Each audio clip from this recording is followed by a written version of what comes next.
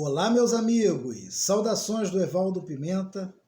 Para mim é um privilégio muito grande a gente ter esta chance de mais uma vez estarmos neste canal juntos para analisarmos as Escrituras. Desde já eu quero lhe pedir que compartilhe esse vídeo só com todo mundo. E sem mais demoras, eu quero lhe pedir que pegue o exemplar da Bíblia Sagrada e abra comigo na Epístola de Tiago, capítulo de número 3. Eu vou estar lendo do primeiro versículo ao versículo de número 12. Tiago, capítulo 3, do primeiro versículo ao versículo de número 12. Preste muita atenção em tudo o que será falado, para que não haja incidência de interpretação. Meus irmãos, muito de vós não sejam mestres, sabendo que receberemos mais duro juízo, porque todos tropeçamos em muitas coisas. Se alguém não tropeça em palavra, o tal varão é perfeito e poderoso para também refrear todo o corpo. Ora, nós pomos freios nas bocas dos cavalos para que nos obedeçam, e conseguimos dirigir todo o seu corpo. Vede também os navios, que sendo tão grandes e levados de impetuosos ventos, se viram com um bem pequeno leme para onde quer a vontade daquele que os governa. Assim também a língua é um pequeno membro e gloria-se de grandes coisas. Vede quão grande bosque uma pequena fagulha, um pequeno fogo incendeia. A língua também é um fogo, como também é um mundo de iniquidade. A língua está posta entre os nossos membros e contamina todo o corpo, e inflama o curso da natureza e é inflamada pelo inferno. Porque toda a natureza, tanto de bestas, feras, como de aves, tanto de répteis como de animais do mar, se amansa e foi domada pelo ser humano. Mas nenhum homem pode domar a língua. É um mal que não se pode refrear. Está cheia de peçonha mortal, cheia de veneno. Com ela bendizemos a Deus e Pai, e com ela amaldiçoamos os homens, feitos à semelhança de Deus. De uma mesma boca procede bênção e maldição. Meus irmãos, não convém que isso se faça assim. Porventura deita alguma fonte, um mesmo manancial, água doce e água amargosa? Meus irmãos, pode também a figueira produzir azeitonas? Ou a videira figos? Assim tampouco pode uma fonte dar água salgada e água doce. Meus queridos, esse texto a qual nós lemos da Epístola de Tiago, no capítulo 3, do primeiro versículo ao versículo de número 12, tem uma orientação a qual nós não devemos, de maneira alguma, negligenciar na nossa existência. Primeiro, o Tiago que está falando aqui não é o Tiago apóstolo. Esse Tiago aqui é o Tiago, irmão de Jesus. Ele foi considerado membro do movimento apostólico somente após a morte e ressurreição de Cristo. Houve um Tiago apóstolo, mas não é esse aqui da Epístola de Tiago. Esse da Epístola é o irmão de Jesus, a qual foi colocado como líder da igreja em Jerusalém. Aproximadamente o ano 67 da era chamada cristã.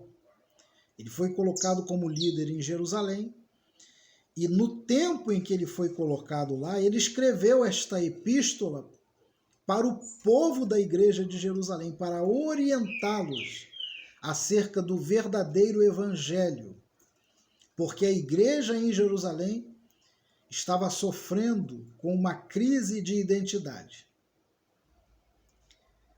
Por que ela estava sofrendo com uma crise de identidade? Porque o povo de Jerusalém, eles tinham 5 religiões vigentes naquele tempo. 5 movimentos que se ramificaram do judaísmo. Os fariseus, os saduceus, os essênios, os zelotes e, posteriormente, os herodianos também se instalaram naquela terra. E havia 2 escolas teológicas que se divergiam em alguns pontos doutrinários. A escola do rabino Shammai e a escola do rabino Hillel. E é neste meio de pontos doutrinários diferentes que a igreja de Jerusalém se encontrava. E para piorar, ela era uma igreja perseguida pelo Império Romano, que lutava constantemente para helenizar aquele povo. Desde a época de Antíoco Epifânio, e não conseguiram. E o povo de Jerusalém tinha outro agravante, que era um povo que pensava muito em si. O povo da terra de Jebulon, que posteriormente se tornou Jerusalém, aquele povo hebreu ali, era um povo muito oportunista, que só pensava em si, só olhava o próprio umbigo. E é com esse povo que Tiago está falando. Ele começa a primeira epístola dizendo sobre a grande necessidade de perseverarem em meio à perseguição, como eles deveriam ter Jesus como ponto de referência, porque a igreja, ela tem que ter Jesus como ponto de referência, como ponto de convergência. A verdadeira igreja tem Jesus como seu referencial. Não é o ponto judaico, não é o ponto farisaico, não é a escola de Ramai, não é a escola de Hillel, é Jesus que é o Verbo, é a palavra encarnada, é as escrituras que se materializou para nós. Isso o apóstolo Tiago ele tentou de várias formas passar para aquele povo, mas ainda assim eles não conseguiam internalizar isto. Como nos dias de hoje acontece no nosso meio também. Qualquer tipo de movimento que supostamente use o nome de Jesus e não apresente Jesus verdadeiramente às pessoas, não é e não deve ser considerado como evangelho. Porque hoje, infelizmente, o Jesus que está sendo vendido por aí no meio supostamente chamado cristão, não é Jesus, é qualquer coisa menos Jesus. Um Jesus que só pensa em dinheiro, que diz para as pessoas que se elas não tirarem todo o dinheiro que está no bolso delas e não depositarem no gasofilácio ou na salva, não estão colocando nenhuma manifestação de fé. Um Jesus que pede contrapartida, que as pessoas deem dinheiro para manifestar milagres, não é Jesus. O Jesus dos evangelhos, ele é um Jesus de graça e de misericórdia. E tudo que as pessoas precisavam para receber milagre era uma simples fé e aproximação a ele. Hoje, no movimento supostamente cristão, as pessoas vendem um Jesus que para elas é só uma conjunção de letras, J-E-S-U-S, mas não é a pessoa de Jesus. Primeiro que para ser a pessoa de Jesus deve ser coerente. Deve ser coerente com Jesus dos evangelhos, aquele que está sendo falado ali. E para você saber se é verdadeiramente o Jesus dos evangelhos que está sendo ensinado no templo a qual você está seguindo, você tem que ler acerca dele, você tem que voltar a reler os evangelhos. Mateus, Marcos, Lucas e João. E verificar se há alguma semelhança com o Jesus que está sendo pregado aí, com o Jesus das Escrituras, a menor que seja. Se nas Escrituras eu vejo Jesus pegando os marginais e levantando o caído, abraçando o segregado com amor, e enquanto do meio religioso, aquele que é diferente, aquele que não é clonável, segundo o modelo doutrinário, não é aceito, não é de Jesus que está sendo falado. Então, esta mesma dificuldade que hoje nós temos de restaurar a pregação simples do Evangelho e continuarmos pregando o verdadeiro Evangelho, que é o Evangelho de Jesus, o Tiago teve há 2000 anos atrás, com a igreja em Jerusalém. O apóstolo Paulo teve o mesmo problema, os demais apóstolos também tiveram a mesma dificuldade de pregar o Jesus simples.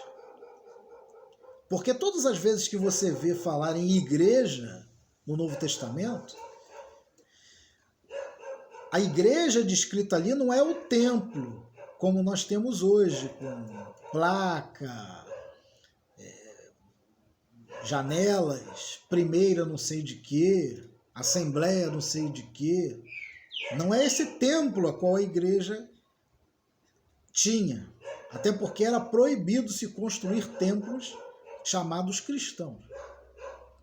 A eclésia, a pequena igreja que Jesus chama de igreja, era um pequeno ajuntamento de pessoas que tinha tudo em comum e que se reunia para serem discípulos, para seguirem a disciplina deste mestre Jesus. E eles eram tão parecidos com Jesus, viviam tanto Jesus na íntegra, que foram chamados de pequenos cristos. A palavra cristão significa pequenos cristos, pequenos ungidos, porque eram como se fossem Jesuses, vários Jesusinhos. E hoje, depois de que o evangelho foi institucionalizado, eu não digo o evangelho porque o evangelho não muda, ele não pode ser institucionalizado.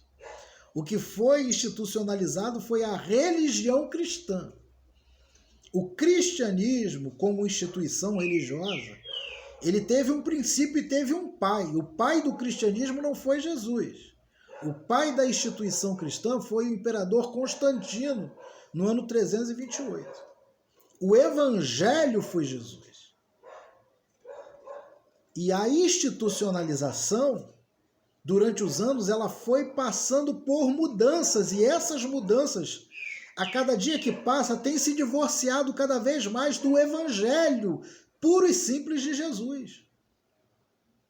Então hoje, os pastores sérios, os pastores que são voltados para a verdade das Escrituras, eles têm sentido a mesma dificuldade que Tiago e os apóstolos tinham de manutenir a mente sadia dos cristãos na simplicidade do Evangelho. Então, na carta de Tiago, ele começa a falar sobre a necessidade de perseverarem no meio das lutas, que a tribulação, ela era uma forma de aprendizado, de com ela nós temos que olhar com um bom olhar para aprendermos mais. E ele vem falando sobre o cuidado que devemos ter com a língua, até porque o povo tinha esse problema de identidade religiosa e também era um povo muito voltado para si mesmo. Era amante de si mesmo, era um povo oportunista que só pensava em si. E em nome disso desconstruía outros. Porque para se obter o poder, para se manter o status, É necessário que se desconstrua outras pessoas. É por isso que Jesus vem quebrando paradigmas e vem dizendo, olha, o maior no reino de Deus deve considerar o próximo como superior. O maior no reino de Deus é aquele que serve mais, aquele que pensa no outro, aquele que se compadece, aquele que se solidariza com a necessidade humana. E o povo da terra de Jerusalém, que era a antiga Jebulon, depois se tornou Jerusalém, era um povo muito parecido, muito similar ao povo brasileiro. Porque o brasileiro é assim, é oportunista. Ele gosta de ter o melhor e ser o melhor.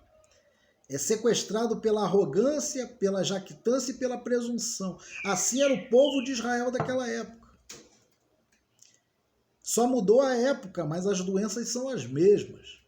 Mas o Evangelho veio para quebrar isso. E aí, no capítulo 3 que nós lemos, o Tiago vem falando, olha, primeiro ele começa a quebrar a arrogância, dizendo, meus irmãos, não queiram ser mestres. Porque lá queriam ser mestres da religião, no meio daquela divisão teológica, no meio daqueles pontos doutrinários completamente controversos. Ainda assim, existiam pessoas que queriam ser melhores que as outras e serem mestres. Ele, olha, não queiram ser mestres, porque a quem muito é dado, muito lhe será cobrado. E nós somos muito falhos, nós tropeçamos em tudo. E aquele que quer seguir o caminho perfeito, comece o caminho perfeito segurando a língua, cuidando da sua língua. E aqui a língua que ele está falando não é esse órgão que nós temos dentro da boca. Está falando sobre o poder da fala, o poder de expressar o que pensamos e o que sentimos. Devemos tomar muito cuidado com isso em nós. E aí, eu quero me direcionar primeiramente aos clérigos, aos pastores, aos meus companheiros de sacerdócio. Eu quero primeiro me direcionar a vocês no que diz respeito a controlar a língua. Meus amigos e companheiros, existe uma coisa no meio clérigo, tanto de padres e pastores, chamado ética pastoral.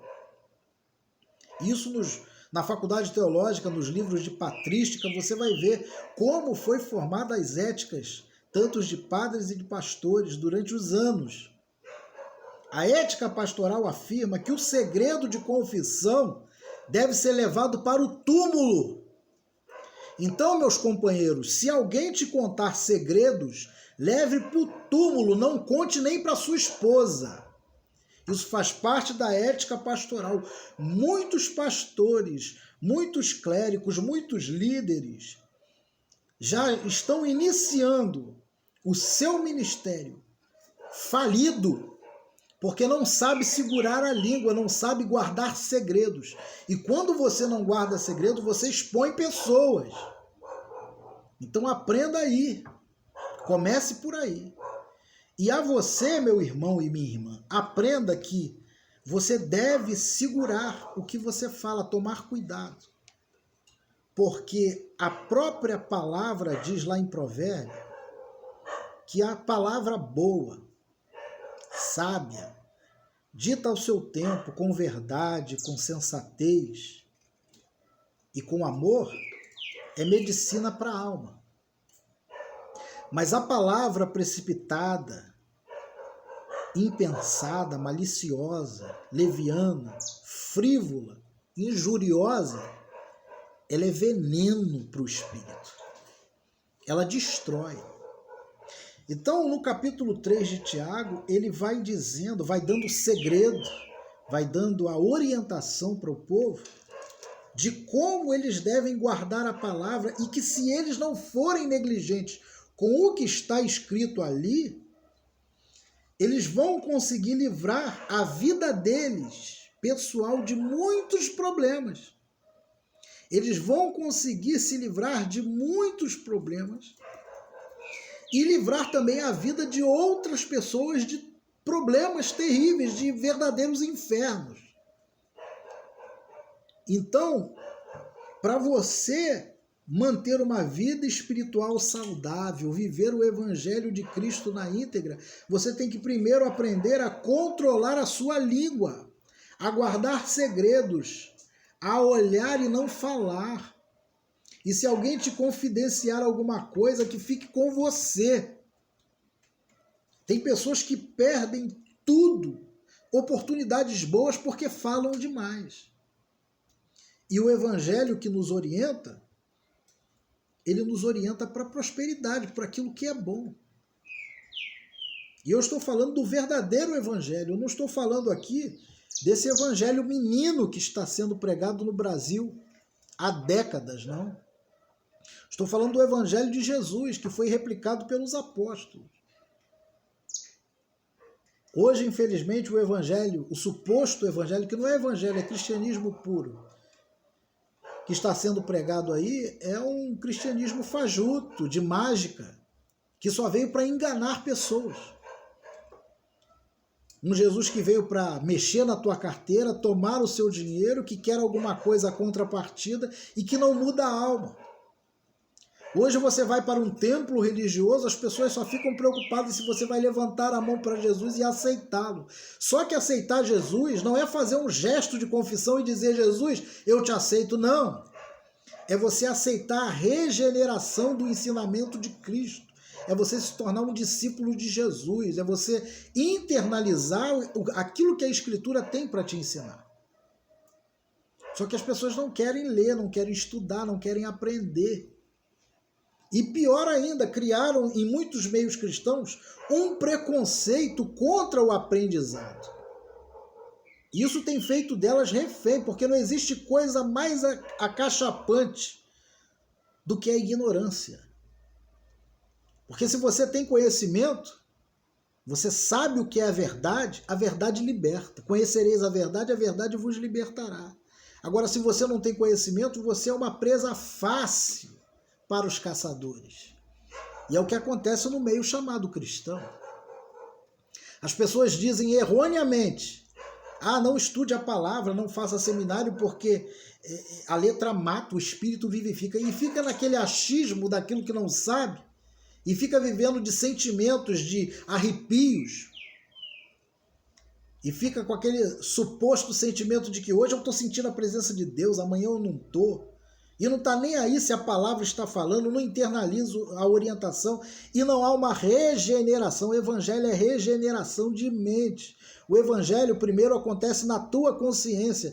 Ele veio para te tornar uma nova criatura, mas você tem que entender. Você tem que compreender o que está escrito. Então comece segurando a tua língua, guarde as palavras. Ouviu, fica quieto. Finge que não viu. Guarde segredos, leve com você. E tem gente que fala deliberadamente da vida dos outros para desconstruir mesmo, porque é mal. Porque acha que apagando a imagem de outra pessoa, a dela vai ficar mais acesa. Esse é o sentimento que muitos na igreja de Jerusalém tinham, e Tiago vai podando através da orientação. E hoje nós vemos acontecer muito no nosso meio isso. É momento de parar, é momento de você se permitir ser transformado pela renovação do seu entendimento. Isso acontece estudando a palavra. Eu não vou ser muito redundante, até porque essa palavra é autoexplicativa. À medida que você vai lendo, você vai entendendo. O apóstolo Tiago, o irmão de Jesus, ele vem falando o seguinte, olha, assim como uma pequena brasa bota fogo num matagal, assim é a língua, se você não dominar ela. Nós, seres humanos, dominamos cavalos, dominamos répteis, mas deixamos a língua nos dominar. Aprenda a dominar a tua palavra, a expressão dos seus sentimentos. Seja líder de si mesmo. Trave a língua, cuidado com o que você fala. Não fale das outras pessoas. Não destrua a vida das pessoas, não seja um diabo. Não faça simbiose com Satanás. Simbiose é quando você e o diabo se tornam um. É quando você dá lugar à tua língua para destruir a vida das pessoas. Saiba que quando você fala da vida de outros, você pode estar vetando possibilidades para outra pessoa. A pessoa pode estar perdendo oportunidades, portas se fechando, porque você falou demais, tanto para você quanto para a pessoa a qual você está falando. ou de quem você esteja falando. Tem pessoas que são doentias com isso, tem pessoas que têm prazer em estar falando da vida dos outros. E a Bíblia diz que você deve tomar cuidado com isso. A própria Escritura diz que existem algumas coisas que Deus abomina, e uma delas é a palavra injuriosa. É aquela que tem o prazer de chamar o outro de raca, de nada, de vácuo, de anulidade, do julgamento preconceituoso que você tem do próximo. É isso que o Evangelho não permite. E não pense que você vai sair impune daquilo que você anda falando, porque a própria Escritura diz que todos nós compareceremos diante do Senhor e toda palavra frívola, não pensada, não ponderada, que sai da nossa boca, nós daremos conta. Então se permita ser transformado pela renovação do teu entendimento. Leia os evangelhos, leia Mateus, leia Marcos, leia Lucas, leia João, leia sobre Jesus, conheça Jesus, internalize Jesus. Tem uma quantidade esmagadora de pessoas que ficam o dia todo se dobrando diante deste nome Jesus, mas não da pessoa de Jesus. Se dobram diante do nome, mas não conhecem a pessoa de Jesus. Não fique se gloriando por você ter feito uma confissão de fé e dizer eu sou de Jesus, porque você corre um grande risco de terem lhe apresentado Jesus errado. Se o Jesus que você diz servir não bater com o que diz a Escritura, não é Jesus que você está seguindo. Ser cristão e ser discípulo de Jesus é ter Jesus como ponto de referência, porque Jesus é a vontade de Deus em ação. Ele é o Verbo, ele é o pão vivo que desceu do céu, é ele que eu tenho que imitar, ele que é o meu ponto de convergência, é Jesus.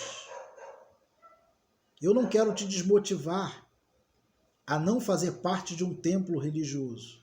A instituição pode ser muito importante para você, mas mais importante do que isso é que você seja um discípulo de Jesus dentro da instituição. Porque a instituição não vai te salvar. Quem te salva é o Evangelho de Jesus. E o Evangelho de Jesus não te salva para a eternidade, porque para a eternidade Jesus te salvou foi na cruz. Ele salva você no entendimento, no intelecto. Ele te salva quando você ouve, internaliza e obedece a sua orientação. Compreendes o que eu estou falando? Que Deus possa te abençoar, que esta palavra pavimente a sua existência, se torne vida. E mais uma vez eu lhe peço, compartilhe só com todo mundo, caso você não seja inscrito neste canal. Se inscreva, que Deus te abençoe, um beijo e fique na paz.